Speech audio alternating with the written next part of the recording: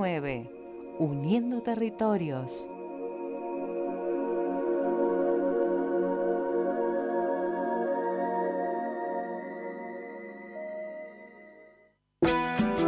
Lo que nos une. Los que y los quienes de la economía social y solidaria. Una realización de Nadia Fink, Fátima Ottoboni Y Sebastián Erazú, docentes y estudiantes, de la UNTDF. con la participación de cooperativistas, mutualistas, Productores familiares artesanos. emprendedores, y consumidores responsables. Lo que nos une todos los martes. por Radio UNTDF.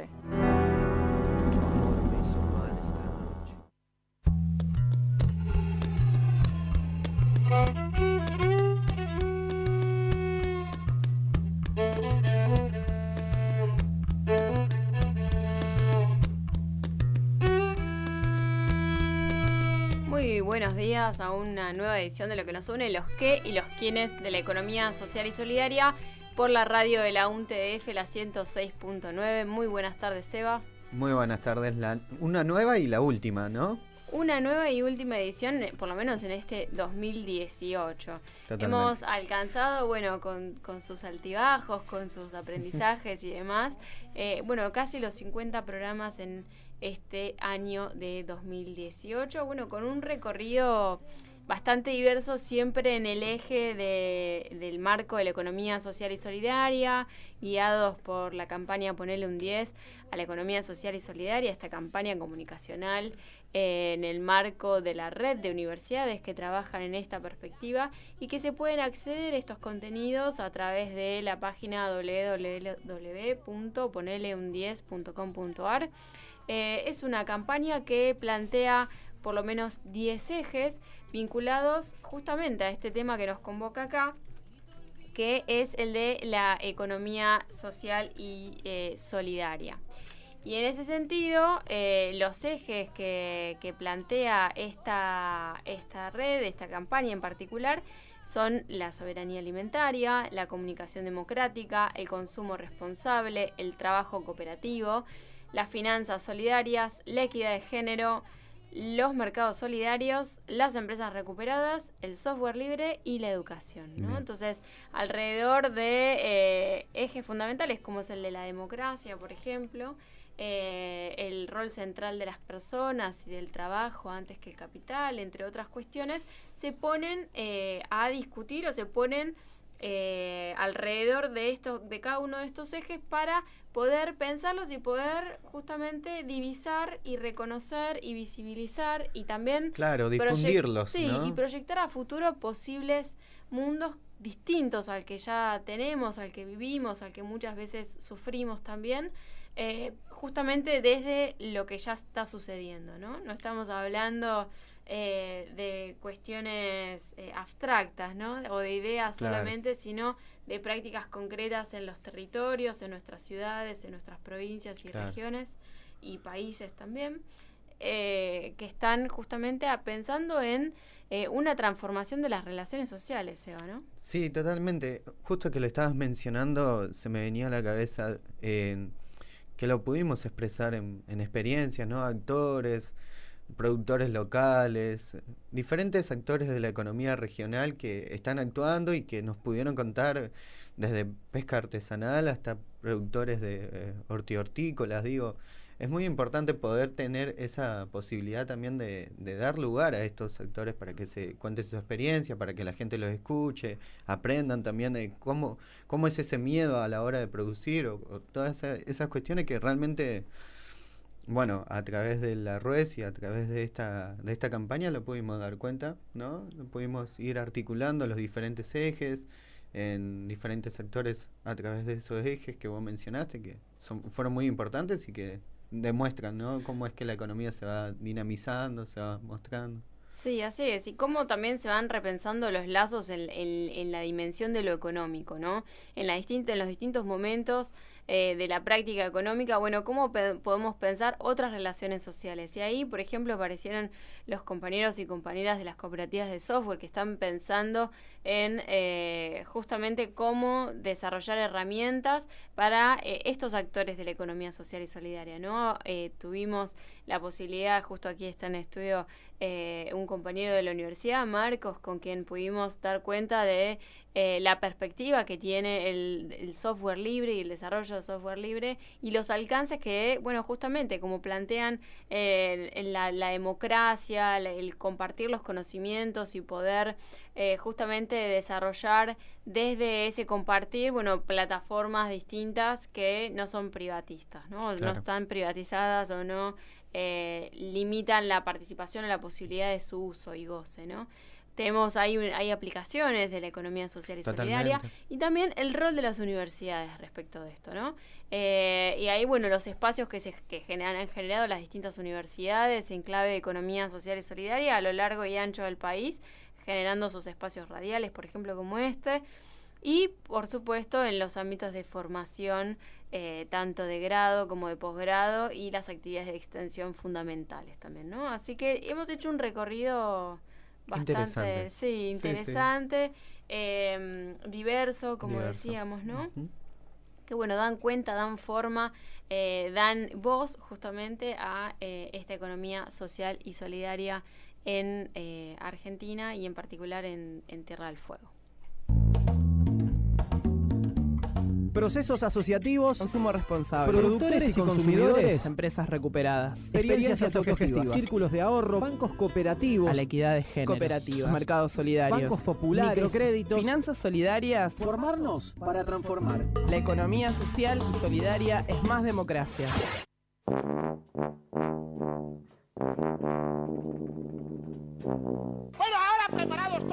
Muy bien, la propuesta para el día de hoy es un poco revisar algunas, de manera aleatoria, algunas de las conversaciones que hemos tenido a lo largo de este año, de este 2018, aquí en Lo que nos une. Entonces, en ese sentido, vamos a pedirle al señor operador Alejandro Gauna si puede presentarnos el primer extracto. ¿De quién es, Seba? De Maidana, que estuvimos hablando hace muy poco con él, pero que nos va a presentar nuevamente de qué viene la RUES, ¿no? Pensar un poco más la RUES, así que comenzamos. Nos interesa mucho es tratar de quebrar la lógica que hay en general en las universidades de trabajo muy aislado, muy encapsulado, donde cada una de las personas y los equipos trabajan por su cuenta, cumpliendo objetivos, a veces trabajando muy bien, pero con muchas dificultades para la articulación, para el trabajo conjunto. Entonces, ese déficit fue lo que, por un lado, nos motivó a intentar este esfuerzo de articulación, que no resulta nada sencillo porque hay que, ya te digo, remar contra lógicas de funcionamiento que en general hay en las universidades, no solo para este tema, sino para otros temas. Eso por un lado. Y por otro lado, la idea que entender que la economía social y solidaria no debe ser considerada únicamente un tema más de las universidades, porque si no nuestra red tendría que ser una especie, así como hay redes de geografía o redes de ciencias sociales, de otro tipo, una red temática más.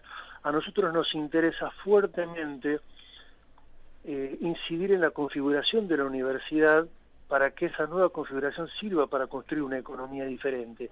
Y eso no es una cuestión de una disciplina, es una cuestión del conjunto de la universidad. Ahí entran en juego todas las disciplinas.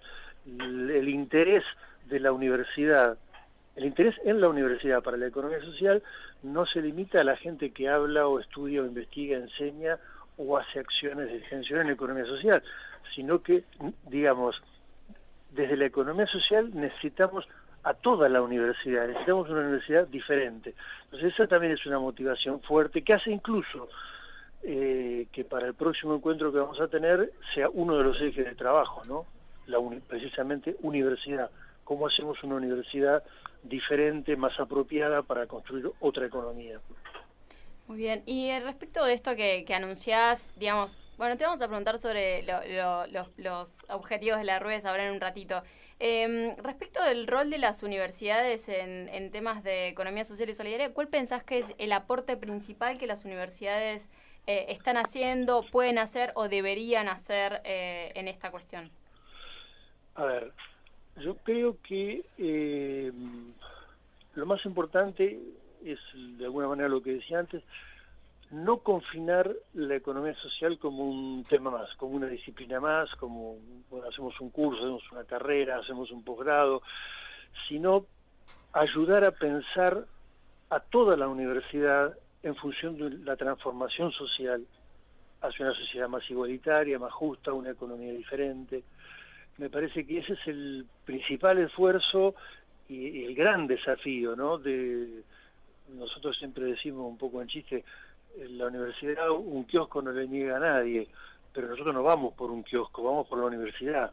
Es decir, nos interesa que desde las áreas de química, los laboratorios, las áreas de ingeniería, etcétera, pueda empezar a construirse una universidad que deje de ser un soporte de reproducción del capitalismo, sino que piense con la cabeza abierta, con visión de futuro, que incorpore las nuevas tecnologías, los nuevos avances científicos, y que piense en ese sentido en la sociedad por construir, no simplemente en una fábrica de graduados para que se inserten en el capitalismo y todo siga funcionando más o menos como hasta ahora.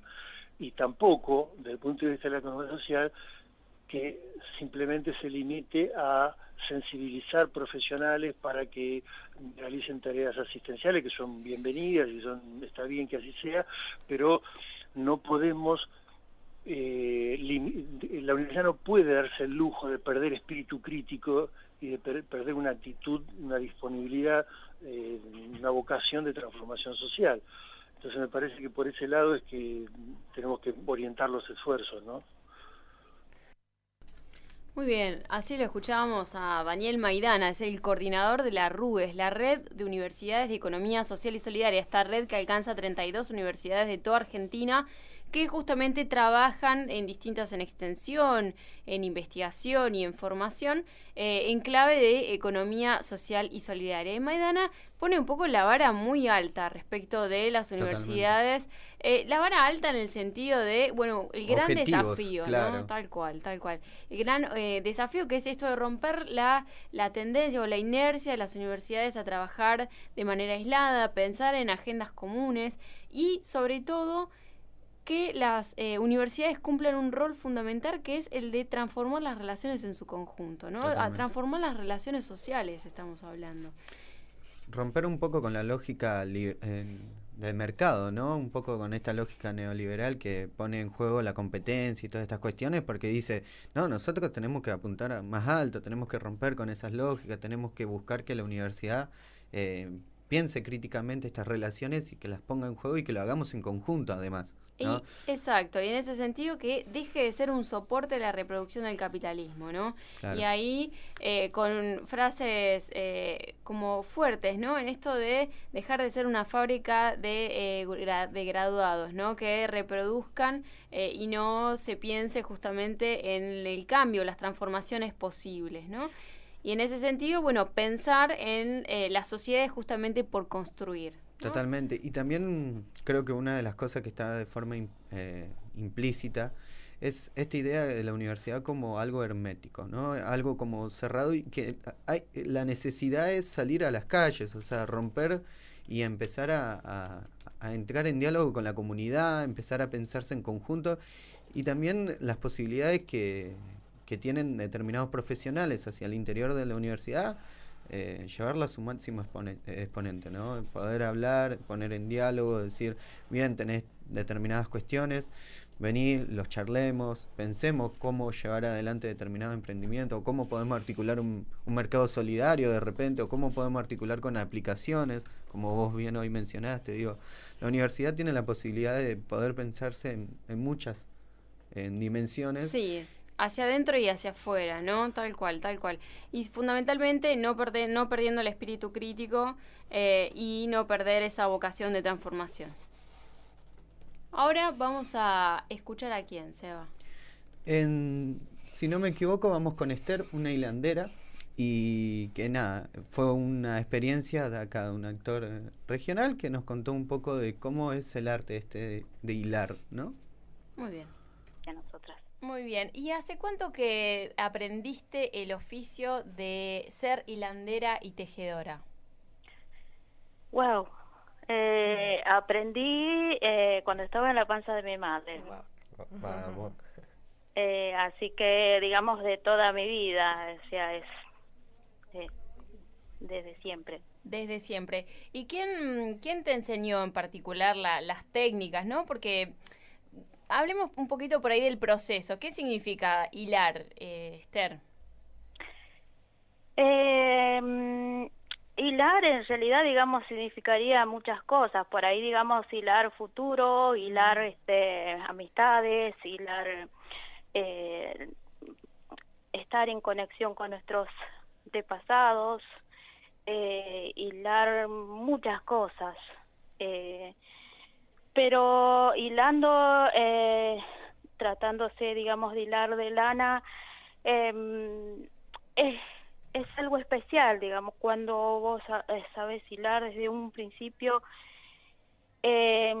porque al llegar, digamos, a aprender a hilar y poder, digamos, a terminar una prenda que haces vos hilando, sabes todo lo que es la historia de la prenda que vas a hacer. O sea, aprendes a conocer lo que son las fibras de las diferentes razas de las ovejas que existen, al tacto, al verlo, vos ya te das cuenta de que es natural o no es natural, o son mezclas, para qué te puede servir. Eso te da, digamos, aprender a clasificar las diferentes fibras que vos tenés, tanto de oveja como camélido, y también, digamos, las fibras vegetales. Muy bien. Y entonces ustedes y vos en particular lo que hacen es trabajar con todo el proceso de transformación de la lana, digamos, de la lana que se esquila de las ovejas fueguinas, y luego hacen cada uno de los pasos para llegar a los ovillos con los que las y los que no sabemos hilar compraríamos en una mercería, por ejemplo, o compraríamos en un stand de hilanderas. Sí, nosotros en el grupo de hilanderas lo que hacemos es comprar los fardos así como vienen, sucios como están, y de ahí hacemos, digamos, todo el proceso de lo que es clasificar la lana, separar por colores, o también podemos mezclarlo, poder, digamos, hacer las clasificaciones de diferentes grosores de las lanas, también, digamos, para todos los clientes, digamos, que quieran comprarnos, puedan conocer también la fibra cuando van a nuestro espacio. Se los explica a las personas que quieren conocer, se los explica cómo es el tratamiento de las lanas para no quemarlas, para no apelmazarlas, y todo eso, digamos, lleva un tiempo, y bueno, con el grupo lo que hacemos es eso, de poder, digamos, tener la lana de calidad. De hecho, digamos, también los fardos que compramos vamos eligiendo las mejores calidades, que es para una prenda que va a ir al cuerpo, para una prenda que no va a ir, digamos, en contacto con el cuerpo. Y eso te da, digamos, el tiempo que tenés trabajando con la lana y reconociendo las fibras. Así escuchábamos a Esther, una hilandera del grupo Hilanderas y Tejedoras de Tierra del Fuego, que se localiza, trabaja en el ámbito provincial, y el mayor grupo de hilanderas se encuentra en la ciudad de Ushuaia. Es un grupo de mujeres que trabaja en clave asociativa, se han reunido para poder desarrollar, como ella bien contaba, todo el proceso de manejo del hilado y del tejido de fibras naturales, en particular y principalmente con fibra ovina. Esther contaba que había aprendido a hilar desde la panza, ¿no? Totalmente, ¿no? Desde ahí un poco lo que recupera, en principio pareciera recuperar, es esta dimensión de la transmisión de los saberes de manera intergeneracional, ¿no? Que las prácticas artesanales muchas veces contienen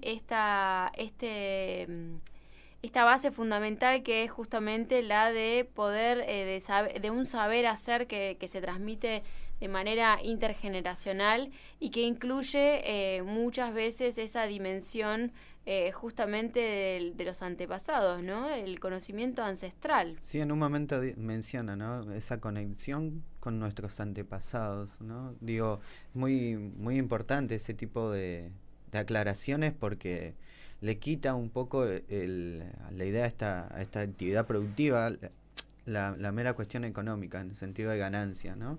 Sino que pone en juego un poco más, pone en juego prácticamente su vida. Dice, yo nací aprendiendo, o sea, aprendí desde la panza y me sirve para conectarme con mis antepasados. Entonces, es todo un sentimiento, ¿no?, que va detrás. Sí, que los saberes son colectivos también, ¿no? También. Y esta cuestión intergeneracional, bueno, justamente poner al servicio de un saber hacer y una práctica juntamente con otros, y en ese hacia atrás, digamos, con los antepasados. Y ahí la relación con la naturaleza, ¿no? Esta cuestión de poder conocer y saber distinguir, por ejemplo, los tipos de fibras, ¿no? Cuáles son las más óptimas para justamente para lograr el hilado, para lograr la lana que uno puede comprar si tejiera, esa lana que uno compra para poder tejer y realizar otros productos. Bueno, ese proceso artesanal implica por ejemplo, una clasificación de vellones, una clasificación por tipos de fibra, que hay todo un saber técnico ahí, que bueno, hay especialistas que se dedican a eso, y están los saberes también justamente populares, los saberes ancestrales que han sido transmitidos de familias en familias, y estas personas tal vez sin esa referencia técnica, digo, certificada, Claro. o institucionalizada, lo saben hacer, ¿no? Y cuáles son justamente las mejores fibras, cuáles son los mejores colores, cuáles son las fibras que van a la piel, cuáles no. Claro. ¿No? Esos son saberes que se ponen en valor, se ponen en juego y justamente generan otros productos y con esas historias que también los productos tienen. Claro, tal cual. Y inclusive en la relación con los clientes. Ella mencionaba, yo voy, le comento qué tipo de fibras, cómo se trata la lana, cómo hay que lavarla. Aparentemente como que quisiera demostrar su producto, cómo la hace, cómo es la relación, ¿no? Digo, sí, las prácticas de justamente de circulación y de comercio de comercio justo también, pero de consumo responsable, ¿no? Claro. Esto de poder también conocer de dónde viene el producto que uno adquiere y esa relación, esa vinculación cara a cara, donde el producto de una actividad económica que implica una transacción, bueno, se pone en juego justamente cuando nos encontramos con esa otra persona y en parte, por ejemplo, nos puede contar cómo es que ha hecho ese producto. Y ahora, ¿a quién vamos a escuchar, Seba? esta vez nos toca a Martín, un productor local que, bueno, tiene su huerta y nos cuenta un poco su experiencia. Mi chacra se llama Virgen de Guadalupe y bueno, y la trabajamos con mi esposa. Ya más o menos que estamos ahí en el rubro como 9 a 10 años y en la margen sur.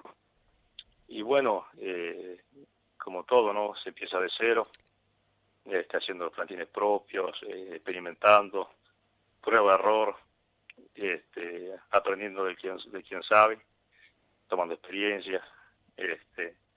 Y bueno, lo que hacemos es lo que es un poco de aromáticas y hacemos en huertas, lo que es hortícola en general. Y bueno, hace 2 años me llega a la chacra gente del municipio de este proyecto, un programa de huertas urbanas. Y bueno, los chicos muy amables me cuentan la propuesta y bueno, acepto y era una prueba piloto. Así que siempre que sean cosas positivas e innovadoras, claro, y apoyo a los productores, hay que apoyarlo. Y bueno, entonces comenzamos a recibir plantines. Obviamente, como todos, estamos en una etapa de conocimiento. Y bueno, resultó muy positivo. Se incrementó muy bien la producción.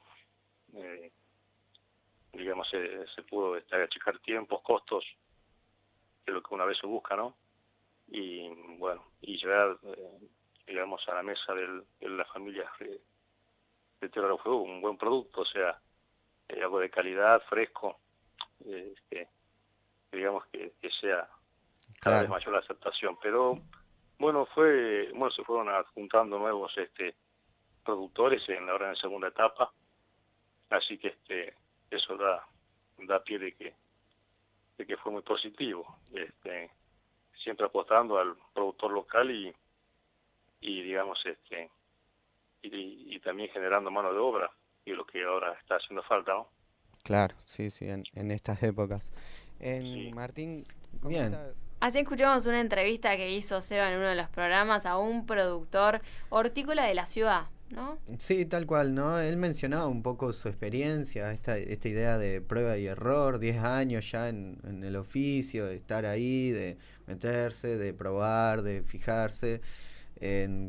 Comenta también la presencia del Estado, de repente, ¿no? Huertas urbanas, 2 años, empieza a dinamizarse, empieza a incorporar un poco, conoce a otros actores, empieza a conocer un poco la lógica a nivel local, y también la importancia que le da a la cuestión de la producción. Son puestos de trabajo también, o sea, es la posibilidad de poder tener tu propio trabajo, de poder tener cuestiones frescas, no sé.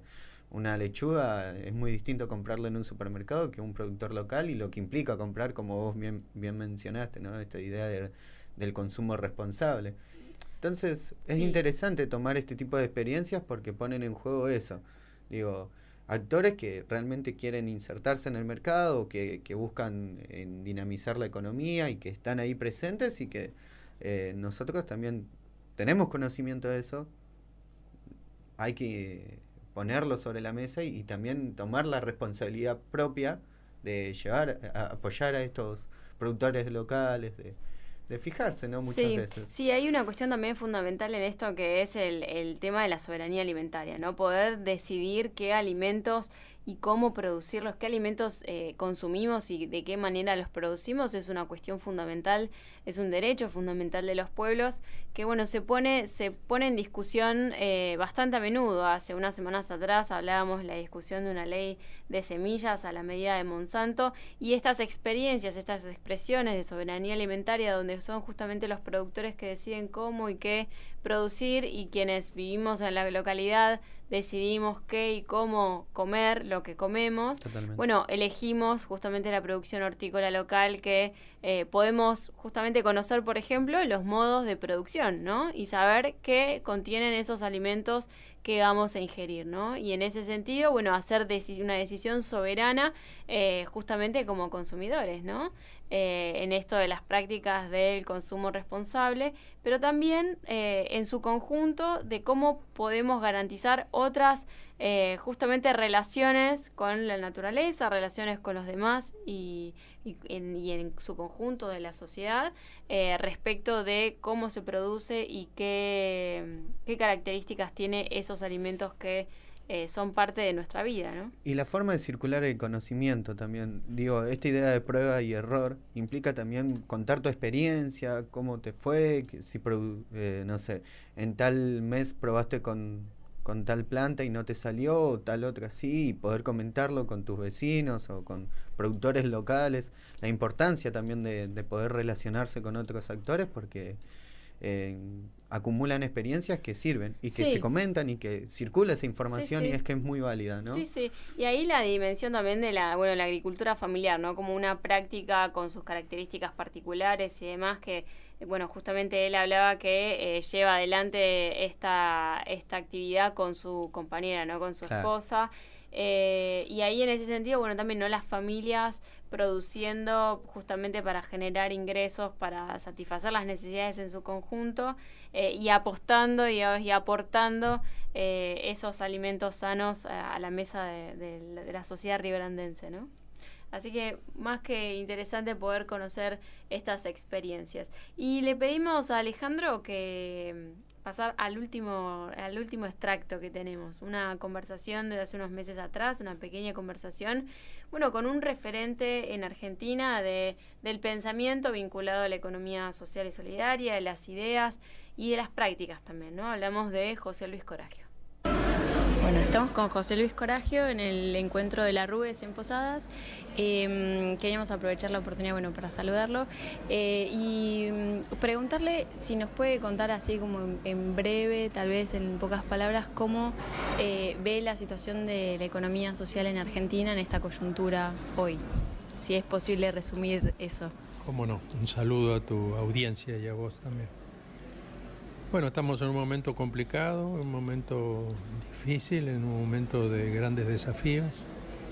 Venimos de más de una década de hablar de economía social en el sentido de impulsar el trabajo autogestionado de personas excluidas del mercado de trabajo, como el Argentina Trabaja o el Plan de Jefas y Jefes antes, pero que realmente no respondía a una estrategia de economía social como referente para las transformaciones en la economía en su conjunto.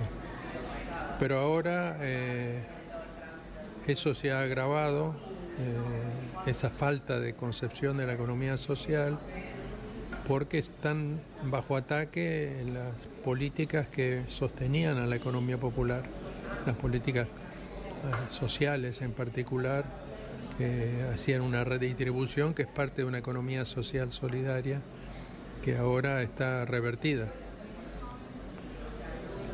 Es un momento de desafío porque más que nunca es necesario que la economía popular desarrolle formas solidarias, formas orgánicas, formas alternativas al mero comprar y vender en el mercado, que obviamente tiene que seguir haciéndose, pero que es un mercado excluyente. Entonces hay que crear otras formas más locales, territoriales, orgánicas, creación de satisfactores sinérgicos que permitan que se generen nuevas relaciones sociales solidarias. Y bueno, reuniones como esta muestran que lejos de desaparecer se está revisando y potenciando el concepto de economía social. Y desde las universidades, ¿cómo ve el panorama, digamos, y digamos, en qué cuestiones las universidades tendrían que fortalecer sus acciones para acompañar a la economía social en su conjunto en este contexto? Bueno, las universidades ya venían desarrollando actividades llamadas de economía social o de economía solidaria, fundamentalmente a través de la extensión universitaria, que era muy limitada, que es muy limitada, porque es algunos grupos voluntarios que acompañan algunos procesos localizados, pero que está lejos de plantearse una estrategia de transformación más amplia de la economía. Lo que la RUES plantea es que no solo la extensión, sino la universidad en su conjunto asuma la responsabilidad de impulsar y acompañar conceptual y prácticamente a las iniciativas de economía popular y solidaria y de economía social en general. Esto implica insertarse en la pendiente revolución educativa que no se ha dado, donde, entre otras cosas, los profesionales, no solo los de economía, sino los de todas las carreras, asuman que estamos en un momento en que se está perdiendo la cohesión social y que una parte muy importante de la sociedad está siendo excluida de la economía, de las posibilidades de una vida digna, y que un ingeniero, un agrónomo, un economista, un antropólogo, un filósofo no pueden dejar afuera esa problemática y encerrarse en Torres de Marfil. Yo me parece buenísimo que la RUES avance con esa propuesta de transformar, no solo crear un grupo dentro de la universidad, sino de transformar el currículum general de la universidad. Muchas gracias. No hay por qué, gracias a vos. Bien. Bueno, así escuchábamos a José Luis Coraje, como decíamos antes de poder escucharlo a él, un referente en temas de economía social y solidaria, un referente académico, un referente del pensamiento, un referente de las prácticas de la universidad también. Ha sido el creador de la maestría de Economía Social y Solidaria en la Universidad General Sarmiento, además de ser uno de los impulsores de los foros de economía social a nivel nacional, entre otra cantidad de acciones y de resultados que ha tenido su intervención desde las universidades. Es como la joyita del año, digo, ¿no? Sí, podría ser, sí, podría ser. Bueno, él en alguna de las cuestiones que plantea esto de repensar el concepto de la economía social, ¿no? Una economía social que se está repensando todo el tiempo, que no es un concepto, no es una idea, acabada, no es justamente un concepto que pueda encerrar en definitiva las prácticas, porque las prácticas son dinámicas, ¿no? Las prácticas sociales de la economía social, de la economía popular, justamente y solidaria.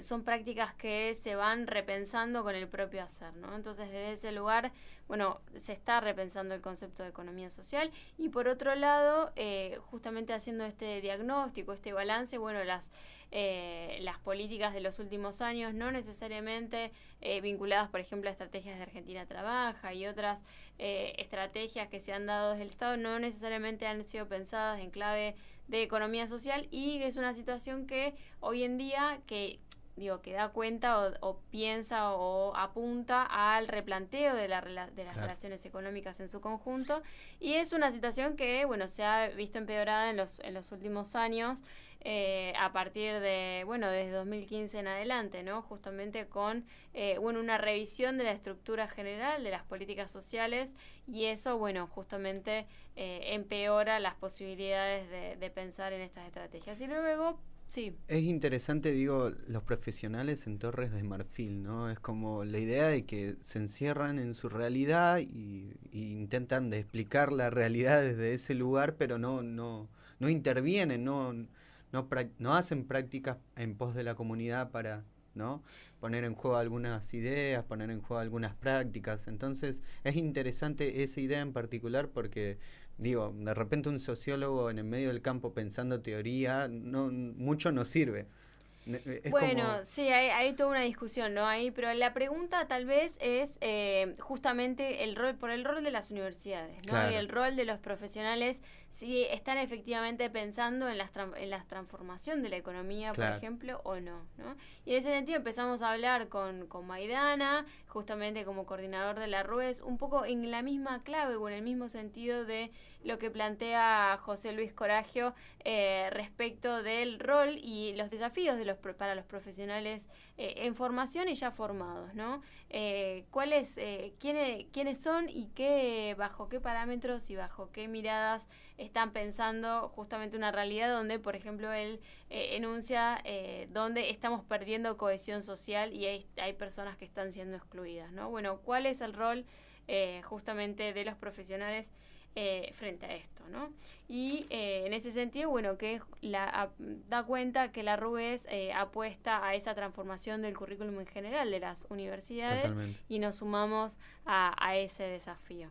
Con esto cerramos esta revisión de este breve recorrido que hemos hecho, como dijimos, un poco caprichoso, si se quiere, aleatorio también, respecto de algunos de los temas que planteamos en este recorrido de 2018. Lo que nos une. Los qué y los quiénes de la economía social y solidaria.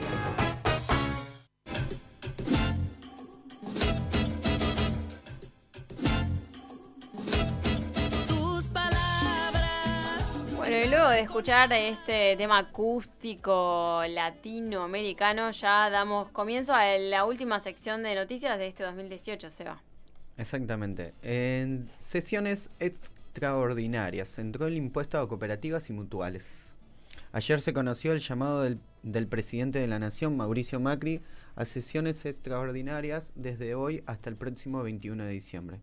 El sector se verá afectado por dos temas trascendentales: la resolución del impuesto a las ganancias tras las vicisitudes del proyecto entre senadores y diputados, y la desregulación de la comercialización del papel para diarios. Sí, un gran tema de debate que ya lleva varias semanas con distintas especulaciones por parte del sector de cooperativas y mutuales respecto de si se iba a dar o no. Lo quisieron incorporar dentro del proyecto de presupuesto, luego lo sacaron, luego incorporó una alícuota y ahora esta nueva noticia. Por lo tanto, el sector de cooperativas y mutuales tendrá que seguir dando batalla estas semanas. Con rabia y contra la justicia patriarcal, el fallo en el caso de Lucía Pérez dejó en claro que se necesita pelear contra el disciplinamiento patriarcal, que no se puede dejar pasar un gesto tan ominoso. Mañana justamente se realizará una jornada de lucha en todo el país en contra de la justicia patriarcal, con el lema Lucía somos todas, todos y todes, con la destitución de los jueces y el pedido de revocación del fallo. En el ámbito local, la convocatoria va a ser a las 18 horas en la Plaza Almirante Brown. Del portal cooperativas.com.ar, en Río Negro, productores agropecuarios tuvieron una exitosa venta de lana. Reunieron 38.400 kilos de lana que fueron acondicionados bajo las normas del programa ProLana, cuyo análisis de laboratorio arrojó una finura de 19,3 micrones y rinde al peine de 58%. Muy bien, muy buenas medidas para la producción de lana. Después tendremos que preguntar a Esther bien si esto se adecua a las necesidades de las hilanderas artesanales, por ejemplo. Bueno, en el caso de Tierra del Fuego y vinculado también a las fibras naturales patagónicas, proteccionistas convocan a una protesta para impedir que se permita la caza de guanacos en Tierra del Fuego. El 4 de diciembre, en el día de hoy, se reunirán en la ciudad de Ushuaia para mostrar y expresar su oposición a la matanza, porque consideran que no hay fundamentos técnicos que la justifiquen. El doctor Adrián Schiavini advirtió que sin fiscalización se fomenta un mercado negro, y me consta que para esta medida ni siquiera fueron consultadas las propias áreas de gobierno relacionadas a la fauna y el ambiente. Esto es a raíz de un proyecto presentado sin fundamentos en la legislatura de la provincia, donde justamente se suspende para el caso de los guanacos la comercialización, industrialización y demás de una ley ya existente en Tierra del Fuego. Una situación más que grave y para seguir de cerca. También los productores rurales esperan que se vete la ley de caza de guanacos. El presidente de la sociedad rural, Fernando Gliubich, consideró un acto apresurado la decisión de la legislatura de habilitar por un año la caza y comercialización del guanaco. Así que hay varios sectores que están ahí, ¿no? Muy bien, están con voces contrapuestas. Tenemos para invitarlos a dos actividades. En el día de mañana se va a realizar un taller sobre asociativismo y herramientas contables en las oficinas de la Dirección de Empleo del municipio de la ciudad, y va a estar a cargo, vamos a participar nosotros, Sebastián y Nadia Fink, junto con Fernando Vázquez y Esteban Cartier. Allí vamos a tratar temas relacionados con asociativismo y tipos de empresas asociativas, como así también en herramientas contables, tanto para el desarrollo de las actividades económicas como para la toma de decisiones. Y finalmente los invitamos el día 7 y 8, que va a realizarse una expo feria de la economía popular en la Escuela de Comercio número 1 en Colón 751, donde encontrarán productos locales como por ejemplo pejerrey y róbalo a 100 pesos. Esto es organizado por el Ministerio de Desarrollo Social de la provincia. Y así nos despedimos, Seba, hasta 2019. Hasta 2019. Que esperamos que sea un mejor 2019 para todos. Y los saludamos. Pueden volver a escucharnos los días sábados, y algunos de los contenidos de este programa pueden encontrarlo en las redes sociales de la radio de UNTF. Al equipo de la radio de UNTF, a quienes están escuchando, muchísimas gracias. Procesos asociativos, Consumo responsable. productores y consumidores, Empresas recuperadas. experiencias autogestivas, círculos de ahorro, bancos cooperativos, A la equidad de género. cooperativas, Mercados solidarios. bancos populares, microcréditos. Finanzas solidarias. Formarnos para transformar. La economía social y solidaria es más democracia. Lo que nos une. Los Los que y los que- quienes de la los quienes economía de la social y economía solidaria. social y solidaria. Una realización de Nadia Fink, Fátima Ottoboni, Y Sebastián Erazú, docentes y estudiantes, de la UNTDF. con la participación de cooperativistas, mutualistas, Productores familiares artesanos. emprendedores, y consumidores responsables. Lo que nos une todos los martes. por Radio UNTDF.